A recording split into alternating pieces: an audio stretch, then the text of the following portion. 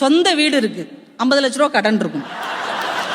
மாப்பிள்ளை MBA படிச்சிருக்கிறாரு, 8 arrear இருக்கும். பொண்ணுக்கு 60 பவுன் இருக்கும், எல்லாம் பேங்க்ல இருக்கும். ஆனா இங்க பொய்கள் இருக்காது, புரிதல் இருக்கும். அவனுக்கு 4 அரியர் இருக்குன்னு அவளுக்கு தெரியும். ஏன்னா இவளை லவ் பண்ணதுனாலதான் அவனுக்கு அரியரே வந்தது. அவங்க வீட்டுல காசே இல்லைன்னு இவனுக்கு தெரியும். ஏன்னா அவளுக்கு பஸ் டிக்கெட்டை இவன் தான் எடுப்பான்.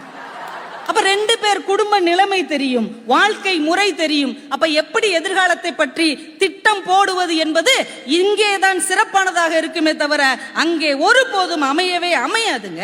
ஐயா, நான் நேரடியா பேச விரும்பல, சுத்தி வளைச்சு பேசுறேன். 18 வயசான ஒரு குடிமகன் ஒரு நாட்டின் பிரதமரையே தேர்ந்தெடுக்க உரிமை இருக்கு. ஒரு மாநிலத்தின் முதலமைச்சரையே அவர்னால தேர்ந்தெடுக்க முடியும்.